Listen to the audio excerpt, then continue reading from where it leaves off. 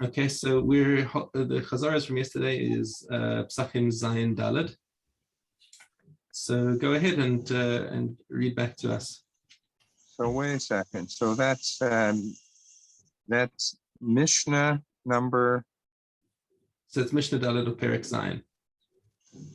Well, I just have 12 or 11 or Second. Five things may be offered in uncleanness, but may not be eaten in uncleanness. The omer, the 2 loaves, the showbread, the public shalamim sacrifices, and the goats of the new moon. The korban Pesach offered in uncleanness may be eaten in uncleanness because its original purpose is only for eating. And then should I read, it is written in the Torah, if any man of you shall be unclean by reason of a dead body, yet he shall keep the Pesach to the Lord in the 2nd month on the 14th day. Right. The sages okay, so you don't need to read the commentary on it. We're just doing the Chazara at the moment. Right. This mission is just emphasizing the difference between the Korban Pesach and other korbanot that we can bring in Tumah, but showing the difference between them. That there's that the one is Eliezer. We just did Chazara on Mishnah Dalet now. Just showing the difference between the Korban Pesach, which is the Ikar is to eat it, where the other Korban, not the Ikar, even though part of it is eaten by the Kohanim, the Ikar is to put it on the Mizbeach. Okay.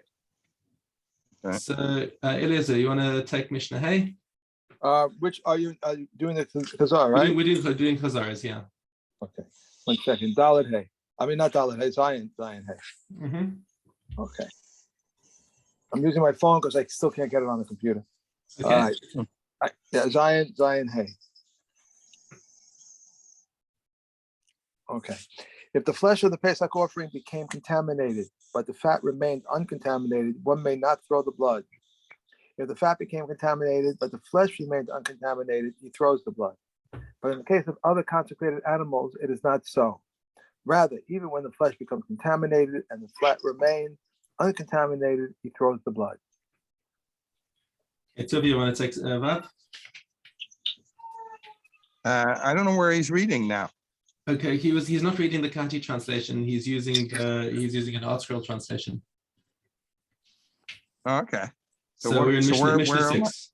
Mishnah 6. Okay. If the community or the majority became unclean, yep, or the priests were unclean and the community clean, it may be performed in uncleanness. If the minority of the community became unclean, the clean ones observe the first and the unclean the second. Okay. All right, so now it's my turn.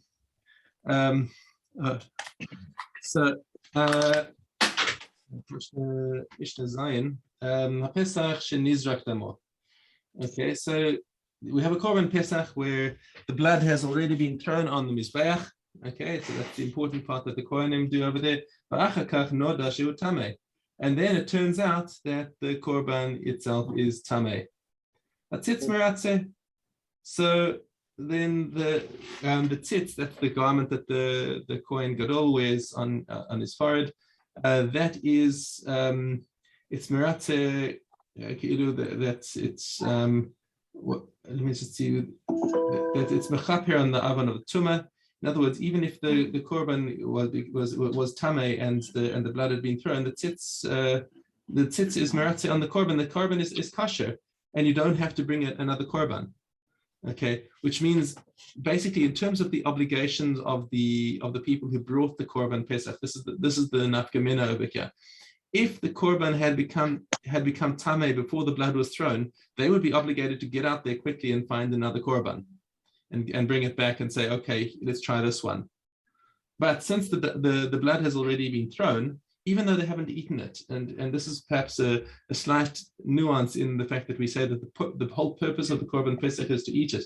Now, even though these people are not going to be able to eat this korban pesach, because we're talking here about a korban pesach that was brought b'tara, and it turns out that this one is tameh. But since the blood was already thrown on the mizbeach, the owners are patur from having to bring another korban. and they patur from, and they don't have to bring a Pesach Sheni. Okay, but this Pesach can't be eaten because you can only eat Batuma when it's when the tzibur is.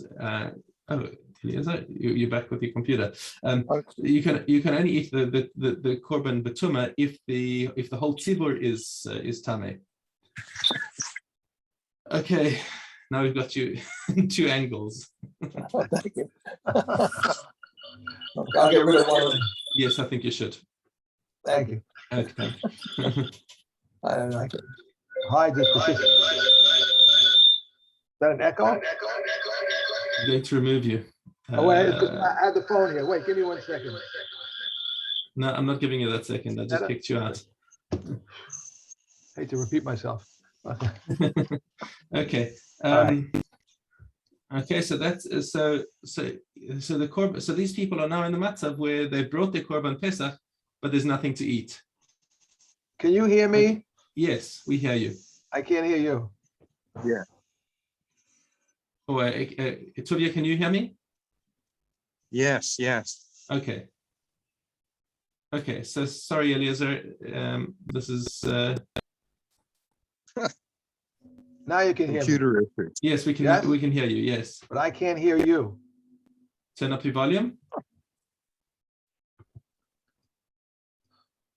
All right, there's got to be a way to do this.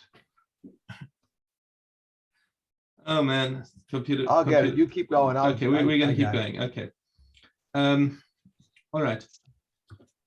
So we're saying that the tzitz is miratze. Just to summarize again what we were saying, just because it's been a bit of a tumult while we're discussing it, is that in this particular situation, the owners of the korban pesach have done their obligation, and they don't. And even though they're not going to be able to eat a korban pesach, they're patur from bringing the korban pesach. They're not chayav kares for not bringing it, and so they don't have to bring a pesach sheni, since the blood was already thrown, and there was a kohen gadol that walking around with the tzitz. Okay, which means that even though it turns out retroactively that the blood was thrown from an animal that is tameh, nonetheless it is b'diavad, it's okay. Nitzma haguf. If, however, the person himself, if the owners of the korban themselves were tameh with tumas meis, right? Since they cannot, since they should really be bringing the korban on Pesach Sheni. The tzitz does not help them in the situation, because the mipnei she'amru hanazir v'oseh pesach hatzitz meratze al tumas hadam ve'en hatzitz meratze al tumas haguf. So the effect of the tzitz is only to be mechaper on the tumah of the blood that's thrown, not on the tumah of the person who's bringing the korban. Which means that in such a circumstance, if the person discovers after the fact that he's actually tameh meis, and he should be bringing a korban a pesach sheni, then he leaves the Beis Hamikdash on the most direct route, and comes back a month later to bring his pesach sheni, even if the blood was already thrown. Okay, nitma tumas hatahom hatzitz meratze. However, if he has a tumas hatahom, now the tumas hatahom is a tumah that's kind of a suffix. It was for example, he was someone mustar b'makom she'af adam be'olam lo yada alav. So nobody in the world knew that there was a tumah. But yeah, for example, there was a path going to Yerushalayim, and everyone's walking over it. Nobody knew a thing, and then somebody dug a hole in the path and found a corpse. And so all the people who walked on this path are tameh because of this tumas hatahom. So this is called the tumas hatahom, and it wasn't known to anyone, and it was hidden. So this also the tzitz is meratze. It means you only find out after the fact, retroactively, that there was a problem. That's right, and nobody in the world knew that there was such a tumah around. So it's specific to the tumas hatahom. It's not just like there was a dead sheret, or there was a dead body, and he didn't realize that when he was standing outside the Ohel Mace, but what he didn't realize what there was a projection of the roof, and then somebody came to him afterwards, don't you realize you were standing under that roof and there was a mace over there? That's not called a Tumas Tehom, because that's a known Tumah. He just didn't realize. But the Tumas Tehom is where the Tumah completely came out of left field, so to speak. Okay. So for that tumah, the leniency of that tumah is that there again the tzitz is meratze. If he brought the korban tameh from a tumah tehom, he is still fulfilled his obligation even if he can't eat the korban pesach. Okay, Mishna ches nitma shalem or rubo. So if the whole korban pesach or the majority of it became tameh, then the entire korban must be burned in front of the bira. So the bira is basically part of the Beis Hamikdash, or it could be somewhere in Harabayas. There's a machlokes about this in the Gemara. And you can take wood from the mizbeach in order to burn it. In other words, you're not going to take it from the mizbeach, off the mizbeach to put it there, but it's from the wood pile that's been designated for the mizbeach. You're allowed to use that wood in order to burn the tameh korban. Okay. Nitma miuto. However, if only a small portion of the korban became tameh, and also nosar, that is meat that was left over from the korban pesach. Now, even though specifically by the korban pesach, there is a prohibition to leave anything over. You have to finish it, but anything that is left over has to be burned. So the menorah, so a small piece that became tameh, or a piece of nosar, or al gago sehen me'atzeh atzman. So these things are things that would typically happen in the home of the Baalim, because now you've got the korban pesach has been cut into pieces, and everyone's serving it, and then suddenly somebody discovers the portion on his plate becomes tameh somehow. There are lots of different ways that could happen. Or there's a piece that's left over. This is the kind of thing that would typically happen back in the household. So you're not going to bring it back to the Beis Hamikdash to burn it. You burn it in your own house, in your chatzer or on your roof, me'atzeh atzlan, and you use your own wood to help it to burn. Mm-hmm. Okay. Tzai-kanim, this is an interesting word. The kamtzanim says kahati. Kamtzanim misers, people who've got taros ayin and they don't want to use their own wood in order to burn these things. Tzai-kanim tzorfin oso lifnei abira bishvil lehanos me'atzeh amaracha. So the kamtzanim, when they say misers, they mean that you don't want to spend money. Is that what they mean? Yeah, that's right, exactly. They don't want to spend money. So it's just like, I don't want to waste my wood burning this over there. So they would go back to the Beis Hamikdash and they would burn it in the mikdash using the wood from the wood pile there. Okay, that's cheap. Mishna tes hapesach sheyatza or shenitma. Okay, if the korban pesach went out of Yerushalayim, or it became tameh. Okay, you start miyad. It must be burned immediately. Miyad, because it's become pasul in its own guf, and it's Yom Tov. If it's just a Yom Tov, then you're allowed to burn it. Of course, it'll be a different question if it happens on Shabbos. Nitmeu habalim or shimesu. Now, what happens if the balim became tameh, not the korban, or the balim died? And there's now nobody to eat the korban pesach. To ubar tzuraso v'yisaret b'shisha asar. So let it become nosar. So then it must just be left. You can't burn it right now because it's still technically a good korban. It didn't become tameh. You can't make it tameh, so it can't be burned on Yom Tov itself. But nonetheless, nobody can eat it. So just leave it until it becomes nosar, which it will become for overnight. and then and you can't burn it on the 15th either because it's Yom Tov, and you can't do melacha. Just that's not le'ochel nefesh. This is just melacha to get rid of a korban that has no baalim. So let it be burned on the 16th, and it's no longer Yom Tov. That meat is that leftover is not pigul or any nosar. It is. It's nosar. It's called nosar. Nosar. It is nosar, definitely. Okay. Mhm. Yeah, nosar. That's the definition of a korban that was left over until after it's time for eating. Nosar, right. Okay. All right. So nosar has to be burned, but you can't burn the nosar on Yom Tov because there's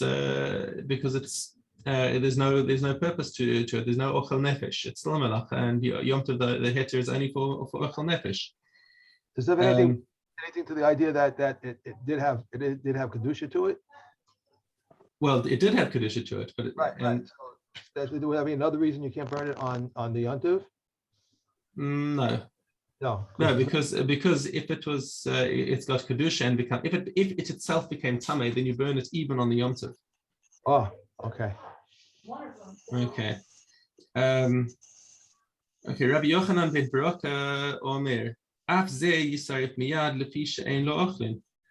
Rabbi Yochanan ben Baruch disagrees with the Tanna Kama and says that it has to be burned immediately, just like as if it was tamei, because he says it's a psul by itself. The fact that it's got nobody to eat it, that itself is a psul in the korban, and once it's pasul, then it needs to be burned immediately. Okay, halacha follows the Tanna Kama.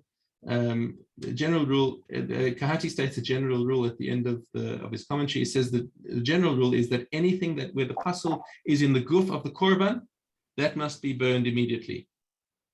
Okay, whether it is but if it was a psul in the dam or a psul in the baalim, then you tu'bar tzura, meaning leave it over, and afterwards it can be burned.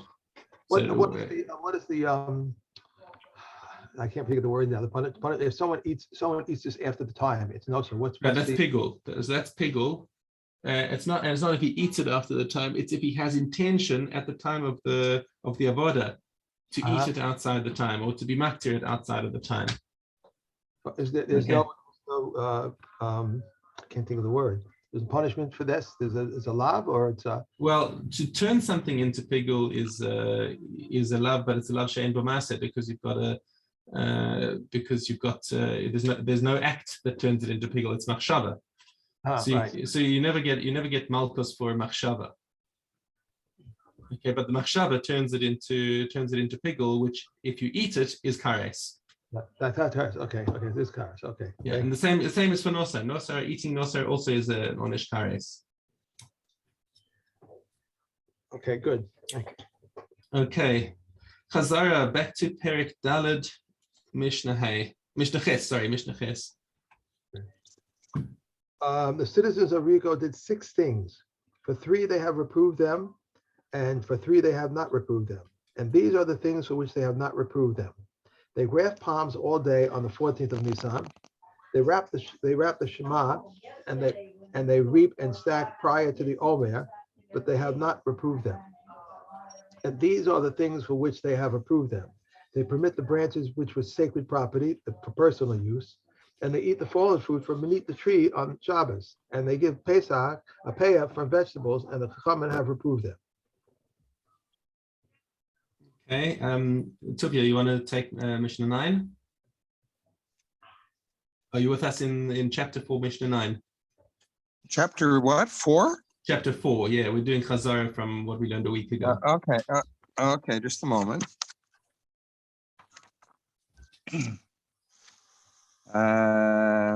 King Hezekiah did 6 things. That's the one. Regarding 3, they agreed with him, and regarding 3, they did not agree with him. He dragged the bones of his father on a bed of ropes, and they agreed with him. He crushed the brazen serpent, and they agreed with him. He hid the book of remedies, and they agreed with him. Regarding 3, they did not agree with him. He cut down the doors of the temple and sent them to the king of Assyria, and they did not agree with him. He stopped up the waters of the upper Gihon, and they did not agree with him. he intercalated Nisan in Nisan, and they did not agree with him. Aleph. The Mhm. afternoon daily offering is usually slaughtered at 8.5 hours and offered at 9.5 hours. On the eve of Pesach, it's slaughtered at 7.5 hours and offered at 8.5 hours, whether it is a weekday on the Sabbath, whether it is a weekday or on the Sabbath. If the eve of Pesach fell on the eve of Shabbos, it is slaughtered at 6.5 hours and offered at 7.5 hours. The Pesach sacrifice is offered after it. Okay. All right. Tovia, do you have a Maseches Eruvin?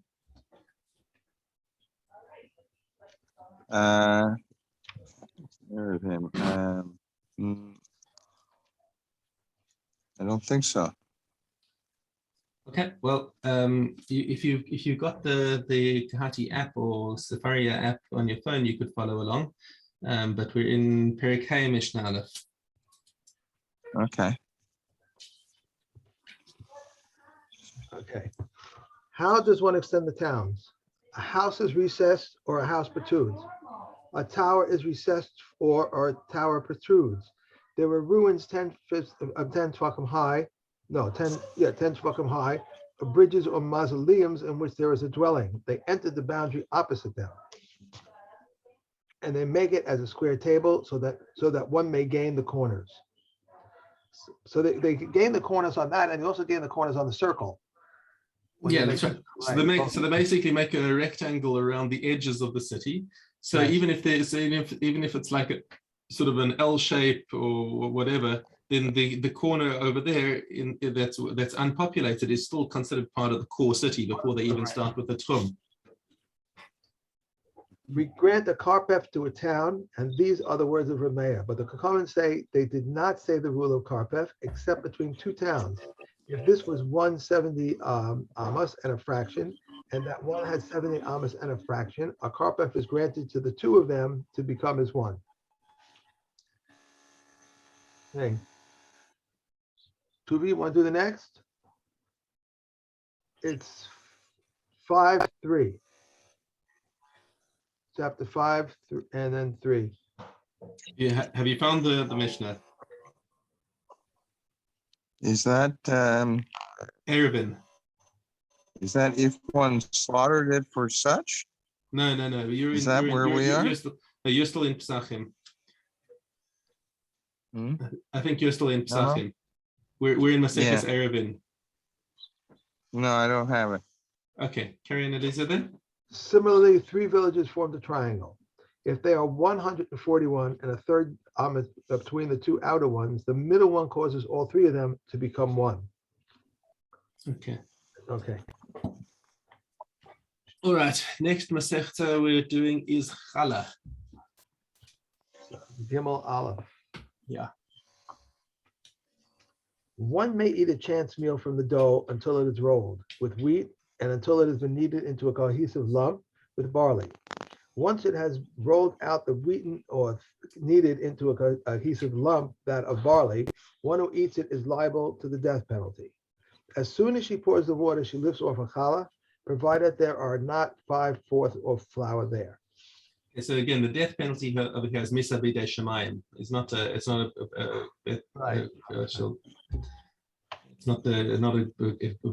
not something that you get invest in. He ate challah, execute him. No. All right. If her dough became meduma before she rolled it out, it is exempt because meduma is exempt. After she rolled it out, it is liable. If a doubt as to uncleanliness arose before she rolled it out, it may be made in uncleanliness, but if she rolled it out, it must be made in cleanliness. And if she dedicated her dough before she rolled it out and redeemed it, it is liable. After she rolled it out and redeemed it, it is liable. If she dedicated it before she rolled it out and the treasurer rolled it out, and thereupon she redeemed it, it is exempt, because at the time when it is redeemed, at the time when it was rendered liable, it was exempt. Because hekdesh does not have a din of challah. So if it was hekdesh at the time that the chiyuv of challah would have fallen on it, then even if she redeems it subsequently, then there's no chiyuv. And we'll see in the coming mishnayos other similar cases with trumas and masras. We're in Makshirin Beis Vav.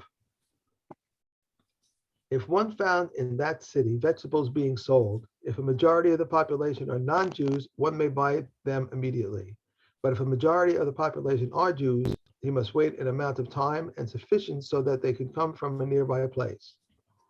If the population is equally divided, he must wait an amount of time sufficient so that they could come from a nearby place. If an important official is living in the city, one may buy the vegetables immediately after Shabbos. So we're saying here that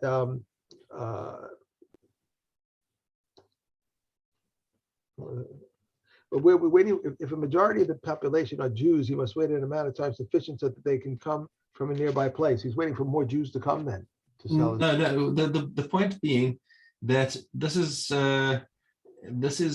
by a shopkeeper who obviously a non-Jewish shopkeeper. He doesn't have any obligation to keep Shabbos. But if he's getting his stock specifically because he's in a Jewish town and he wants to make his money off the Jews, then he's specifically preparing his stuff on Shabbos for Jews. And the din that we have with that is that you're not allowed to benefit from it until a time after Shabbos Kadesha Yeyaseh, however much time it would have taken him to prepare. Right. Whereas if it's a town of Rov Goyim, then he doesn't care who his customers are. He didn't do it specifically for a Jew, so a Jew is allowed to buy it immediately after Shabbos. Right. Okay. But if there are important people, like even if it's you're in a town of majority Jews, but you've got an upper class of non-Jews there who spend a lot of money, then you say, okay, he's doing it for the upper class people. Those are the people who got the money, and you don't have to say that he's doing it for the Jews. Okay. If one found in that city an abandoned child, if a majority of the population are non-Jews, the child is considered a non-Jew. But if the majority of the population are Jews, the child is considered a Jew. If the population is equally divided, the child is considered a Jew. Rabbi Yehuda says we rule on this child based on the majority of those who are wont to abandon their children.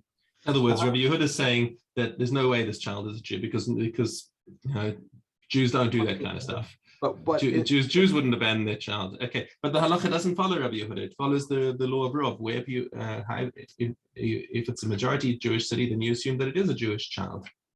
But like similar to the Holocaust, sometimes they would check the children to see if they were circumcised. So if it's a okay, so there you have a situation where you can be Mavara. If it's known that the non-Jews don't circumcise their children as well. I mean, if you're living in an Arab country, that's not going to help you. Right, that's true. And when they do it at 18 or something, or 36 or whatever that. No. They do the bris even before 8 days. But what was that thing with Ishmael though? That there was something. Okay, so Ishmael was circumcised at 13, but that doesn't really affect much. I mean, I know that the Muslims. I had a Muslim colleague who had a son, and they did the circumcision like he was 2 or 3 days old or something. And like it was, but it was really 13, or it. No, when he was 2 or 3 days old, they did the circumcision. Did it? That's dangerous. Wow. Why? It's no more dangerous than doing it at 8 days. It's just that there's no mitzvah. It's just that you haven't done the mitzvah if you did it before 8 days. Right. Oh, interesting. Okay. We are in Chet. If one found in that city a lost object, if a majority of the population are non-Jews, the finder is not required to announce the find. But if the majority of the population are Jews, the finder is required to announce it. If the population is equally divided, the finder is required to announce it. And if one found in that city bread, we rule on the bread based on the identity of the majority of bakers. If it was bread made of fine flour, we rule on it based on the identity of the majority of those who eat bread made of fine flour. Rabbi Yehuda says if it was black bread, we rule on it based on the identity of the majority of those who eat black bread. Okay, that's it. Yo.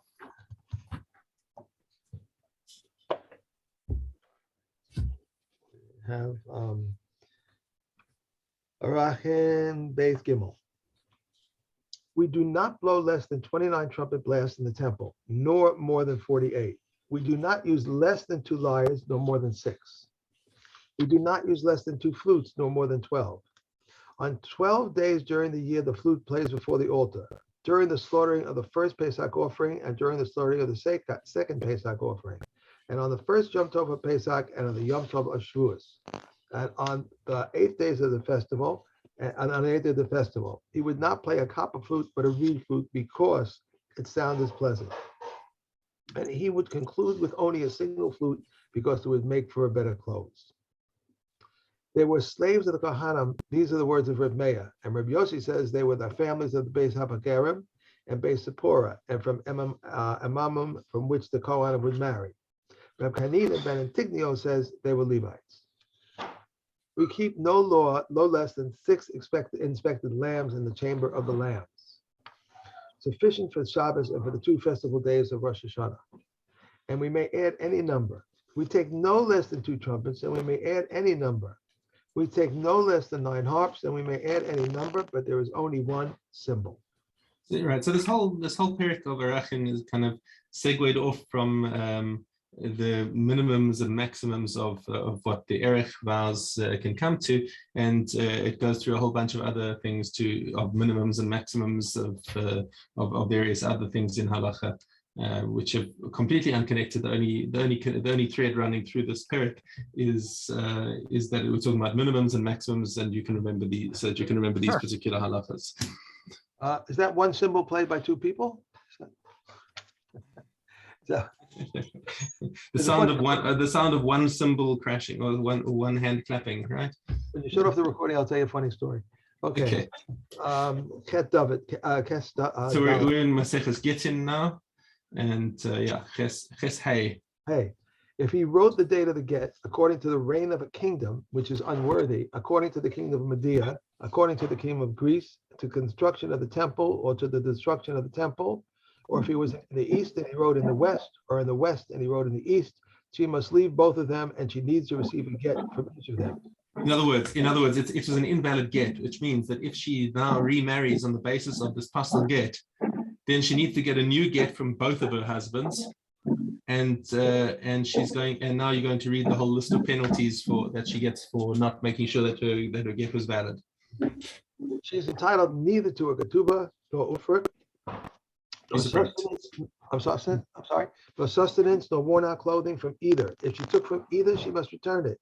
Her child is either a mamzer, neither of them may contaminate himself to her, and neither has rights to her findings. Her handiwork or the revocation of her vows. If she was the daughter of a non-Kohen, she is disqualified from marrying a Kohen. If the daughter of a Levi if the daughter of a Levi, she's disqualified from the tithe. And if the daughter of a Kohen, she is disqualified from truma. The heirs of both do not inherit the ketubah. If they die, the brother of each performs chalitza, but not yibum. If he changed his name or her name, the name of his town or the name of her town, she must leave both of them, and all of these procedures apply to her. So also the changing of the name or changing of the town also renders the get pasul, and she's going to have all of these sanctions on her. Just 2 points inside here that the Mishna mentions, which are not lahalacha, is that havlad mamzer mizer mizer.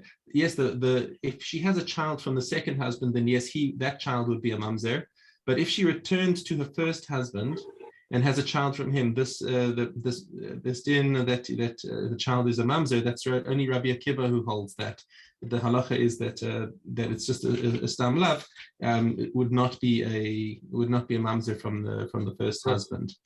And the second point is that Bas Levi that she can't eat maser. This is according to Tana, who says that only a Levi is allowed to eat maser rishon, which the halacha we hold is not true. Anyone is allowed to eat maser rishon. It's just that the Levi has a monetary right to maser rishon, but he's allowed. But Israel is allowed to eat it. Okay, carry on. Concerning all the arayos about which they said that their co-wives are permitted, if these co-wives went and were married and they were found to be alanos, she must leave both of them, and all of these procedures apply to her. So the only reason why there's a heter for the ilonis, the arayos say the Tzaresein Mutaros. What's the situation over here? We learned all this in Yevamos. that the tsaros become mutar for any person to marry,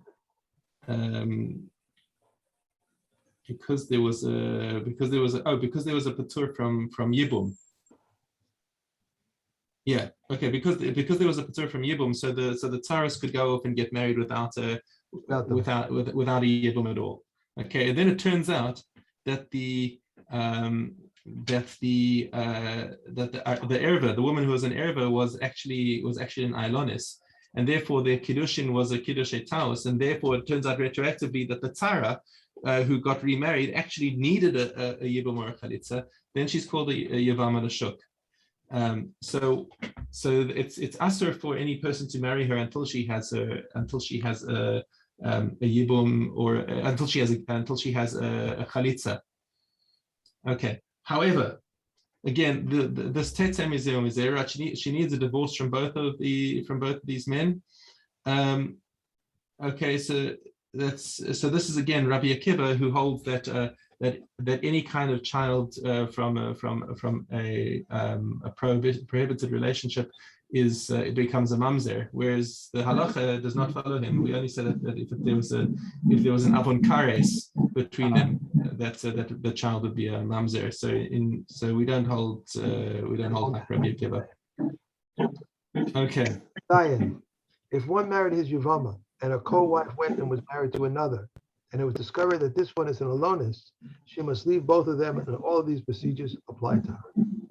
Right. So that's a similar situation. Instead of the co-wife being discharged because she is the tzara of an erva, she's now discharged because her co-wife was taken in yibum, and it turns out the wife who was taken in yibum is an ilonis. Now that the tzara has got this problem again, and she's and it's the same as the previous Mishna. Okay. And that's it. All right. When you shut that off, I'll tell you the story.